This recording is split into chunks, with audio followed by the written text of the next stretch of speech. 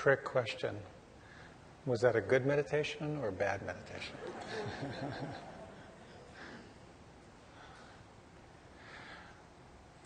I'd like to talk a little bit tonight about something that I've personally found very powerful. And it really is framed in two questions. The first is, who are you? And what is your personal path? I have a good friend who I teach with who goes on quite a rant about the question of who are you and what are you? It's quite a powerful question, of course. If you were stopped by a policeman and the policeman pulls you over and says, who are you? And you were to say, I am the particle in the wave. I am the alpha and the omega. I am a manifestation of form and emptiness. You might have a special ride in the back of his car. That might be the what are you. The who are you has more to do with our psychology. It's your gender, your profession, your sexual preference, the causes and conditions that have formed your character structure. The what are you is more of the sense of who you are as presence, who you are as spirit, who you are transcendent of anxiety and fear and greed and confusion. Diving into that question of who are you and what are you is tremendously powerful.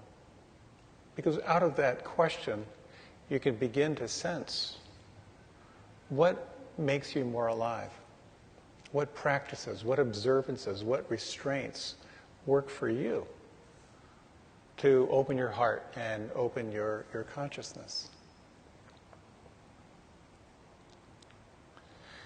Of course, there are so many techniques, so many spiritual, transformational technologies out there. As the Buddha had said, there are, I believe it's 184,000 Dharma gates, 184,000 techniques that will open you into wakefulness. So that's a lot of options out there. And I feel pretty much fortunate that I lived in an ashram in the 70s and 80s where we practiced all kinds of different techniques. We were also kind of a national program center, so the best teachers from all over the planet came by and we got to try all different kinds of techniques. We did every kind of diet you can imagine. You know, the raw food diet, the living diet, the macrobiotic diet. And as I think I've shared here before, I was macrobiotic for about 3 years, macroneurotic for about 2 more, and fully blown macropsychotic for about another year. Just exploring food and its effects on consciousness, all the different flavors of yoga, hot yoga, relaxed yoga, intense yoga, vinyasa yoga, all these different flavors, all different ways of practicing meditation, from concentration techniques to allowing techniques, to visualizations, to third eye meditation, to mantra meditation. Different forms of discipline, of restraining speech, restraining from sexual expression, etc., etc. And I imagine for all of us here, you've explored different philosophies, you've explored different techniques. There's something that's called you here to explore. Does this form of meditation resonate for you? Does this form of practice result in a more life-enhancing sense of what's possible? I think that there is something that calls us to spiritual practice. When I think back in my ashram days, part of that was fear. There's sort of a fear that if we didn't work really hard, we weren't going to get enlightened. I used to have a joke where it said I could put up a sign-up sheet on the bulletin board in the ashram that would say, sign up here for a humiliating but potentially liberating experience. I'd have 150 names in 10 minutes. That fear of there's something wrong, I need to fix it. But there's something else in that call to practice that has to do with possibility. just a sense that there's a certain discipline or a certain approach that will awaken us in some way, that will help us to see where we're not seeing clearly. I think of that as really the wisdom faculty. I'd like to talk a little bit about that which calls us to practice. I think the call to practice is really a combination of two things. It's about intention, first and foremost. What is most important? And then it has to do with self-awareness. What will bring me more alive? If you're someone who might be naturally very scattered, unable to focus, lots of ideas, but you can't get started on one of them, you might be drawn to a path that involves more concentration, to actually train the mind to stay. Even though you know that's difficult, it's not a natural match for you. Something inside you thinks, this is good for me. I'm going to benefit from this discipline. If you're someone who's really wound up all the time, you just can't relax, you're just driven by anxiety or a subtle anger toward the world, you might sense that a practice that has more to do with relaxing and letting go and surrender might be the edge of aliveness for you.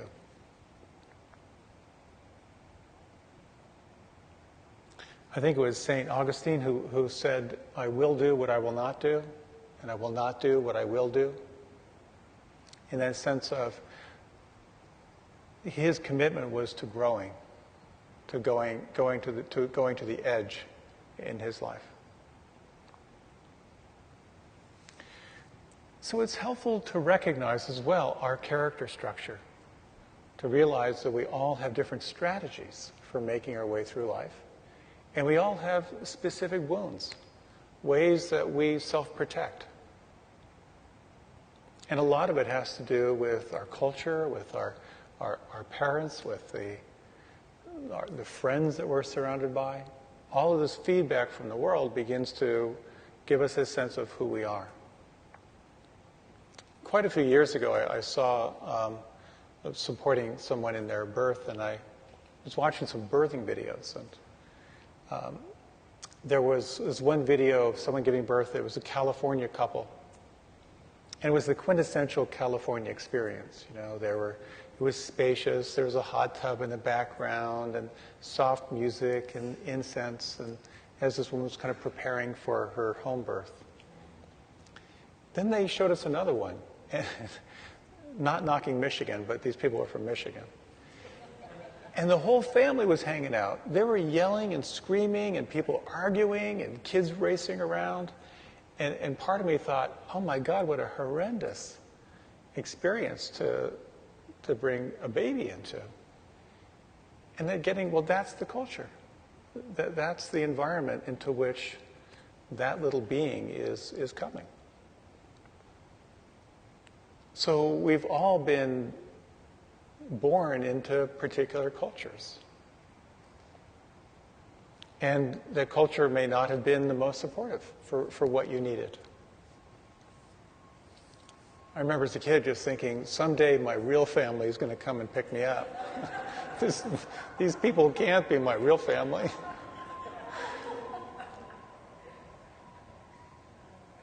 There's a particular system I explored once where they had you identify what they called your winning formula. What is it that you do really well? You know, what is your strategy for being successful in the world? And it was very interesting. And I thought about that for myself. Well, what do I do? You know, what's my strategy for being successful? And I realized what I'm kind of all about is about creating kind of a safe place for people to kind of explore the non-ordinary.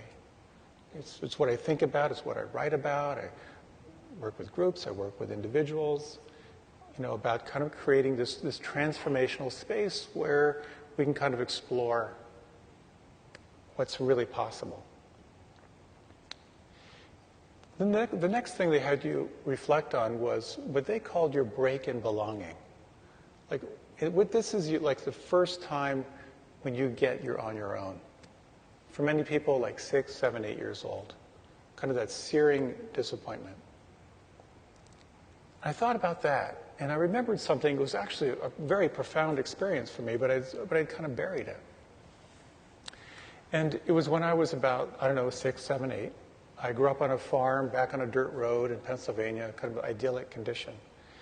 And I was just hanging out, sitting underneath a huge pine tree behind our house. And I had, the best way I can describe it is an awakening experience. I remember my little skinny back against the tree and just a sense of like merging with the tree. And the only language that I could find in my 7-year-old brain was that the cells of my body were like stars in the sky. It was just this huge, vast, overwhelming spaciousness. Just an ecstatic experience. When it kind of came to, there's just sort of this magical luminosity. And I ran in the house to tell my mother. And so I told her as best as I could, and she looked at me and said, "Wash your hands, it's time for dinner." And then I made the mistake of trying to tell my brothers. But that was actually a searing moment for me. I sensed that no one gets this. And that wound actually created a lifelong drive for me to sort of discover what that place is and to help make it possible for other people to have that exploration as well. It's pretty much been my life, the driving force of my life. So we all have that searing wound at some point, that experience when we're young, that we're on our own, that no one gets us, and then we come up with a strategy on how we're going to manage this life. So if someone wasn't there for you, your strategy might be to become a caretaker, of really looking out for other people. If you felt ignored, your strategy might be to become a really highly performing person who's a leader and always seen. The strategy for success in that particular system is described as the tip of the iceberg. The rest of the iceberg is that wound.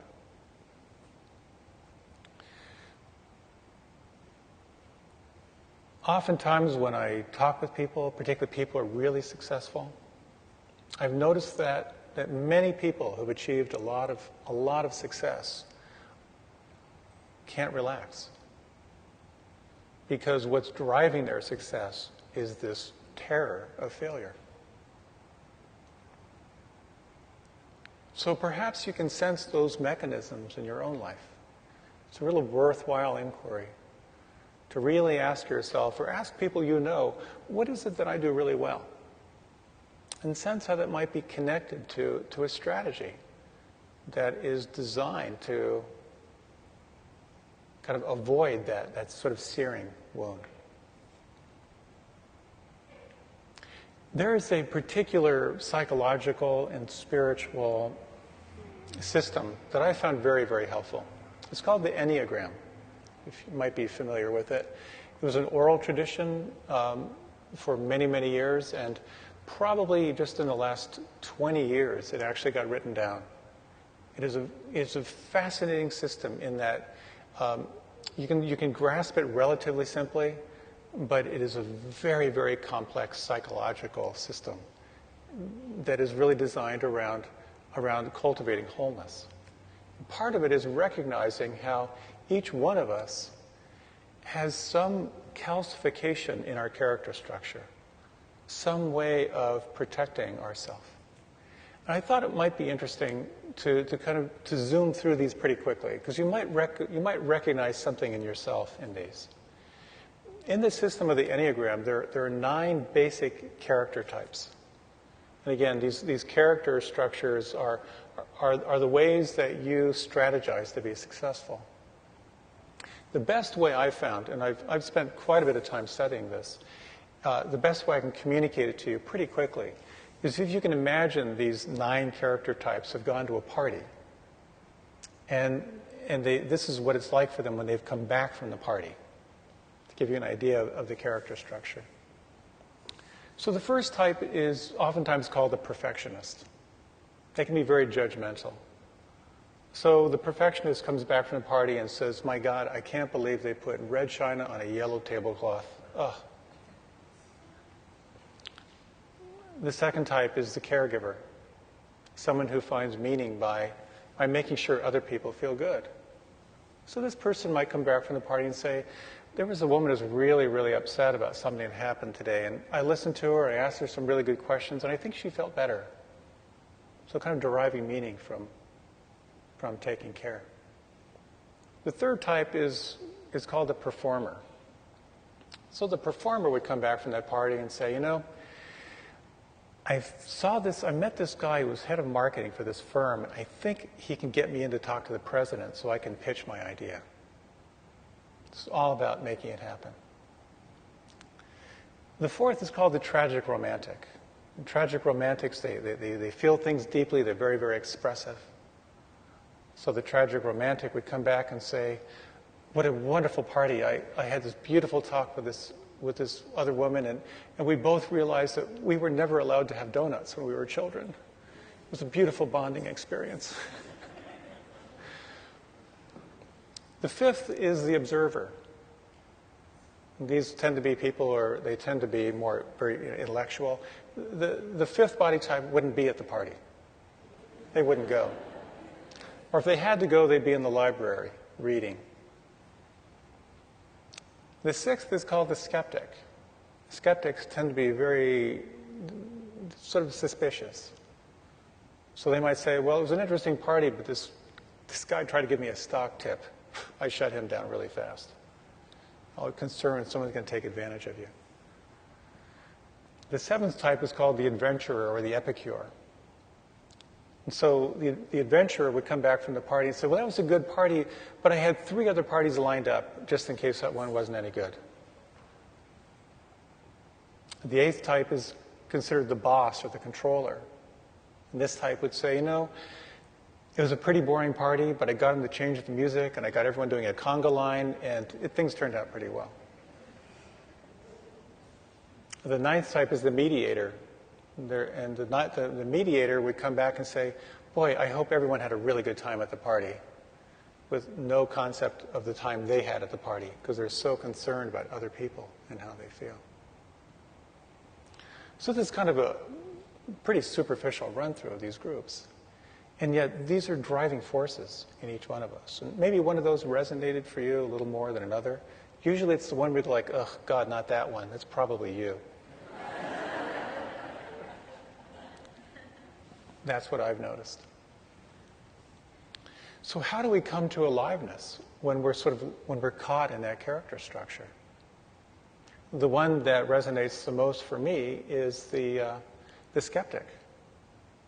And based on kind of the causes and conditions of my own upbringing, kind of raised in a family where there's what I call benign neglect. I mean, wonderful people, but everyone was distracted and busy and felt kind of not seen, not heard, middle child, the whole thing. I tend to distrust that people are really interested. So the antidote to that is actually cultivating faith.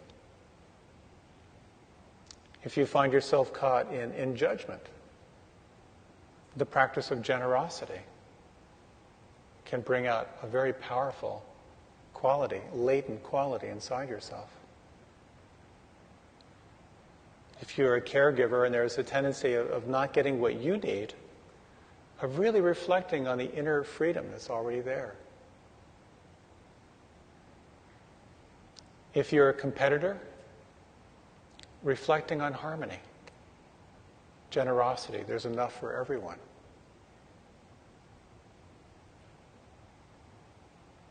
If you're a sense of the observer, always feeling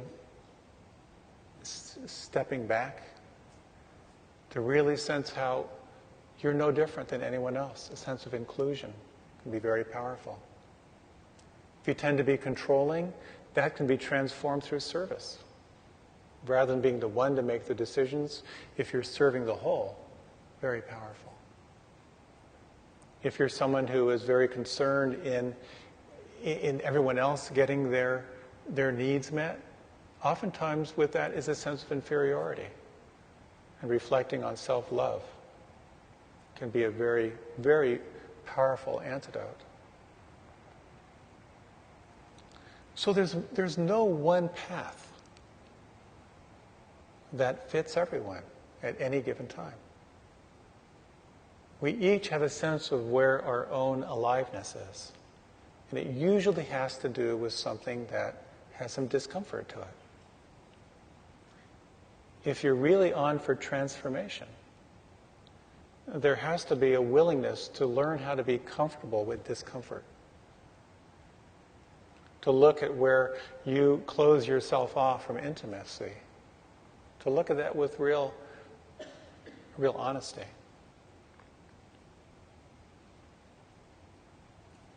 Then the question becomes, so how do you find your path? What is your path? There are a lot of teachers who say, dig one well. If you want water, you dig one well deep. Don't dig 10 wells, dig one well, go deep. Then there are others who say, dig a lot of wells. Because different paths are a match with different personality types. So it's actually your responsibility to explore different transformational technologies and find out what's a match for you. Some of us are naturally devotional. And the path of devotion is a very powerful transformational path. Some of us are more intellectual. So using the mind to sort of blow the mind is very powerful. Through reading, through contemplation, through directing the mind in these very powerful questions. What are you really? If you train the mind on that question, I guarantee you, things will happen. Train the mind on the question, what do you really, really want? And if you can stay with it, it will burn through layers and layers and layers of conditioning. Some of us are more action-oriented. We're really in our bodies. So transforming through the body, through physical activity. Very powerful way. Some of us are more service-oriented. We're action-oriented. So a path of service, direct path to transformation. The Buddha said, finding your dharma is your dharma. Finding your path is your path. He said, your job in this life is to find your path and then give yourself to it fully.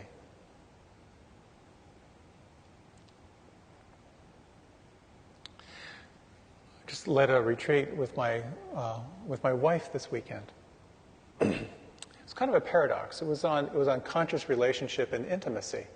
We had 250 people exploring intimacy. It was interesting. But someone had a question. They said, what's the difference between self-compassion and self-indulgence? That was a really, really good question. And it reminded me of something that the Buddha said. He said, as you find your way in this life, and as you ascertain what practices, what observances, what restraints are the most effective for you, you give yourself to it fully, and then you ruthlessly evaluate, was this life-enhancing or was this life-depleting? Was this activity something that created more of a sense of wholesomeness or less of a sense of wholesomeness? And I think that is a very, very powerful reflection. To ruthlessly review in your life What is it that you are doing that is depleting you? What is it in your life that is giving you energy and feeding you and making you feel more alive? The important word in there is the ruthless evaluation.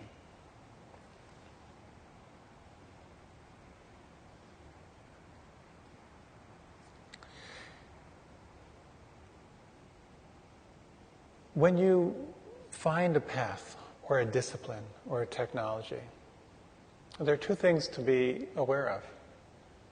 The first is that it may feel like it's the perfect path for you in the beginning.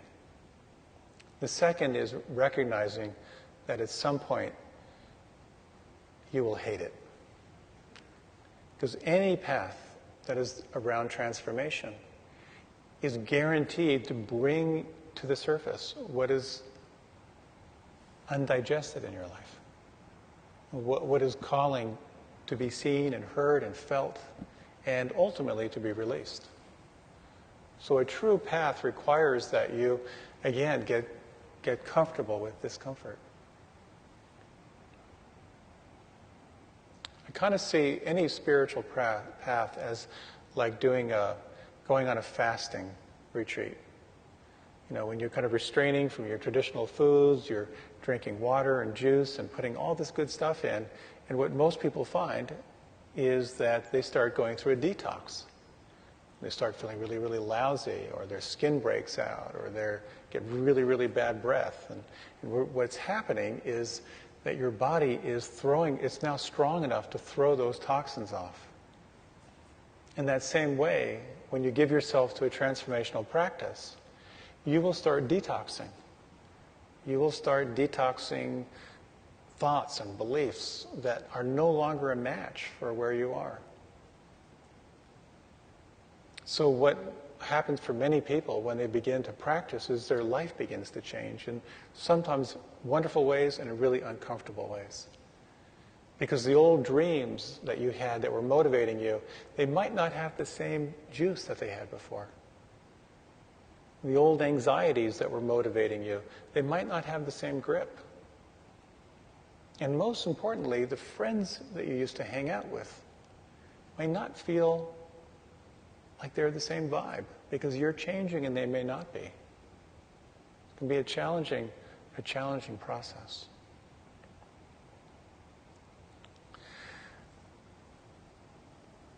There is a wonderful thing from the Tibetan tradition.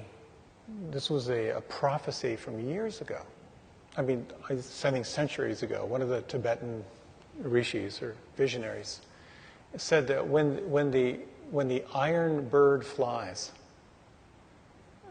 Tibet will explode, in that the teachings will explode out into the world. So think of the iron bird as the airplane.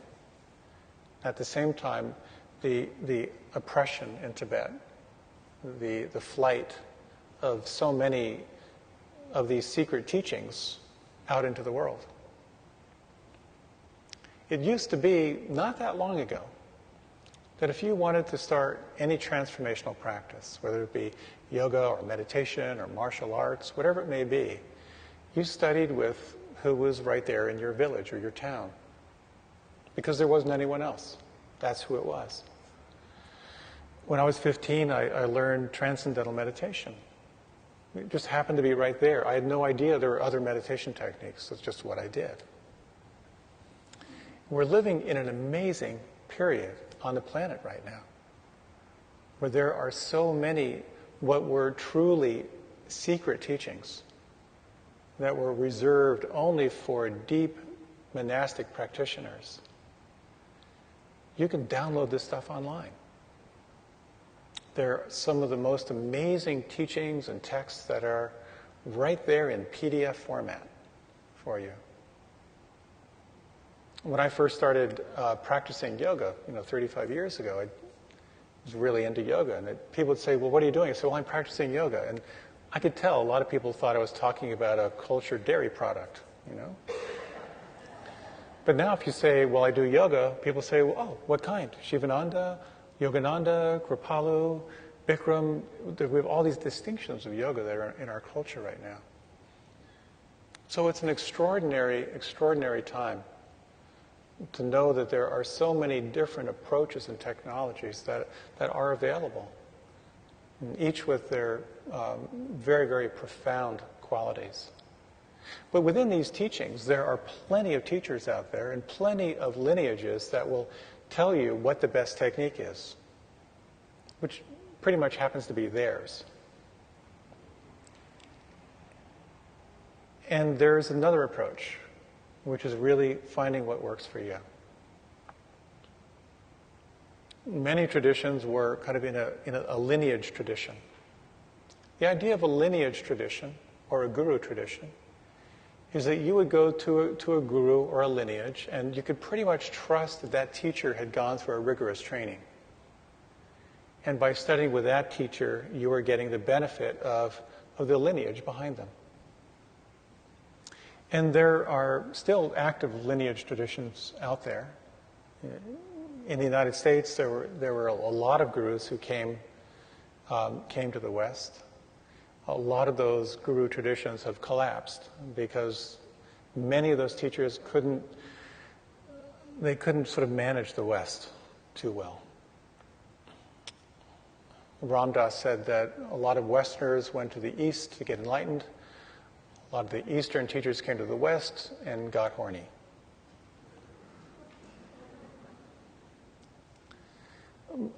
The lineage traditions are very, very powerful. They can be very, very powerful. The idea is you're getting it through the teacher, who's getting it through their teacher, and I was in a lineage tradition for about 15 years, where the focus was on the teacher, and then you'd kind of get the goods through that teacher. In the Tibetan tradition, most study in the Tibetan tradition is in the lineage tradition. So you're getting it from a guru who got it from his guru, and you can sort of trace it back, for years and years and years.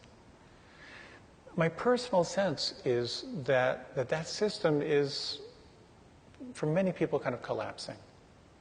And I think Thich Nhat Hanh put it best. This was quite a few years ago. He said in this age, the Sangha is the Guru. This Sangha means community, that the community is the teacher. Andrew Harvey, a great mystical teacher from Britain about 20 years ago, he talked about how we're moving into an age of wounded healers. How each one of us has great gifts as healers.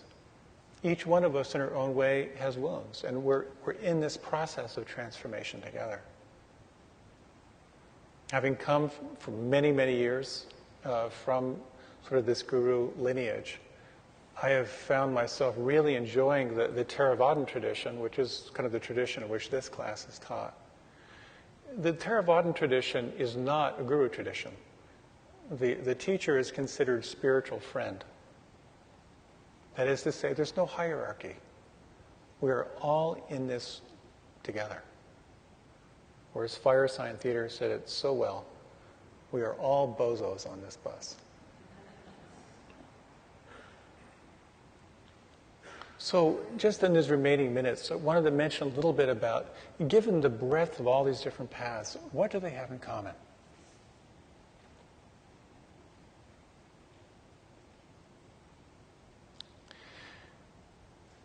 With all these different possibilities, all these different ways to practice, this range of practice from intense concentration to surrender practices and meditation, all the different ways of training the body-mind. What do they all have in common, ultimately? I really think that there are two things that we need to be looking for, a way to evaluate our path. And that is, hopefully, whatever path you're on will cultivate wisdom. And wisdom is simply the recognition of truth, the recognition of what is real,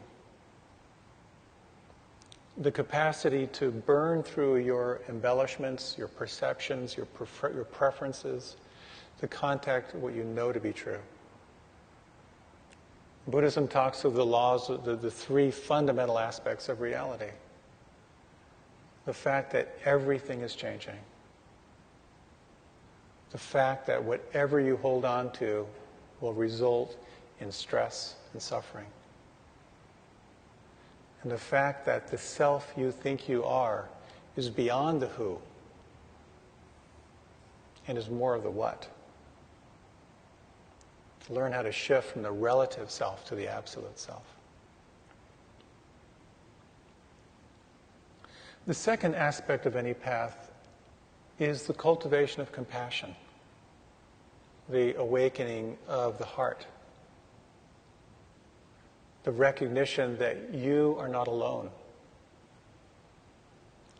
Or as Werner Erhard once said, 5 billion people thinking they're unique is not unique. When you wake out of the trance of thinking that you are a wave, when you're actually part of the ocean, that interconnectedness begins to awaken the heart. We begin to see that this is a shared experience. The empathy begins to open. We begin to sense the suffering of others, and something in us just wants to make a difference that way. So then it simply becomes, what are the strategies that will help you to pay attention and to wake up to the laws of reality? And what are the strategies that work for you to break down the barrier of the separate self and open your capacity for empathy?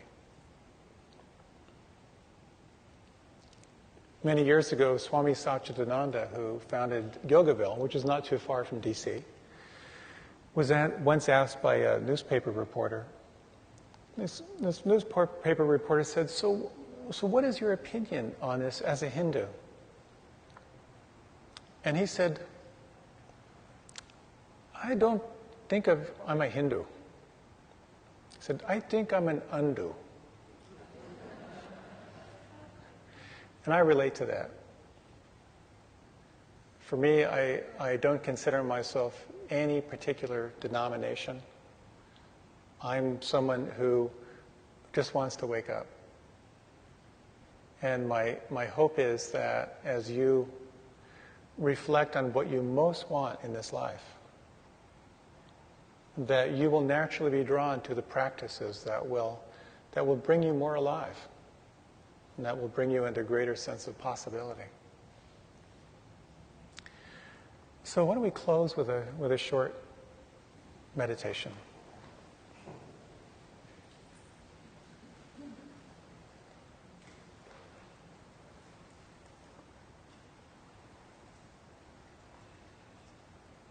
You might invite your attention back to the breath.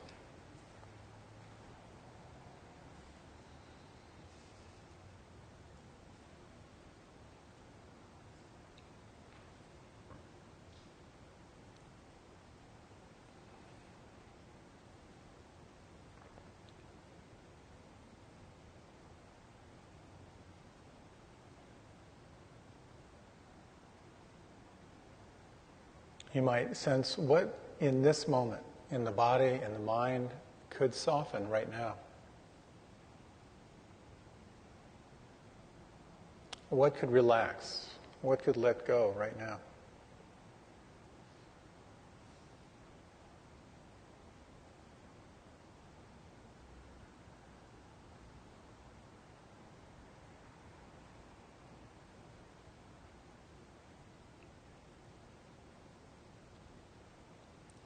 While the sensing of the path can be seen as a long and arduous inquiry, it is also step by step by step. If you could scale back your path to just the next few hours, what would be most enlivening over these next few hours before you prepare for your evening? What could you do as an act of kindness toward yourself, an act of generosity toward yourself?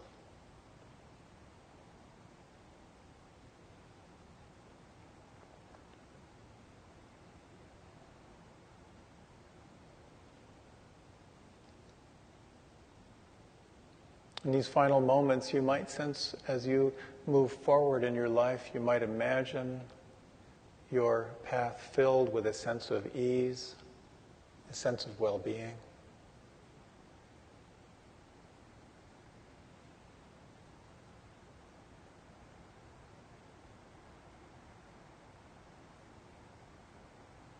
And you might sense as your aliveness, as your heart fills to overflowing, an offering of that overflow to those who are in your inner circle. May these beings benefit from the fruits of your path and practice.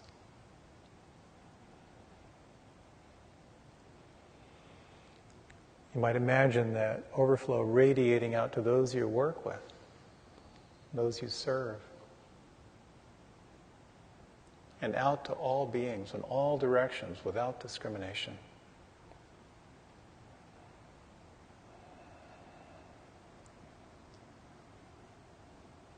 And as you offer it out in all directions, you might include yourself, this breath.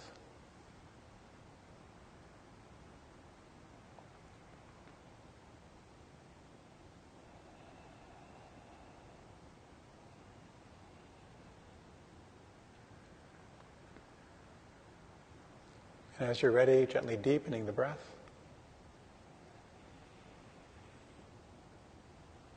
And as you're ready, you can gently let your eyes open.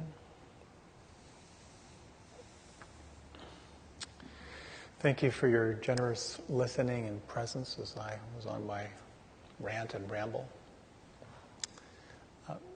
If you would like to be on the mailing list, you can sign up in the back. Thank you as always for your support for the church and myself and IMCW. And if you would,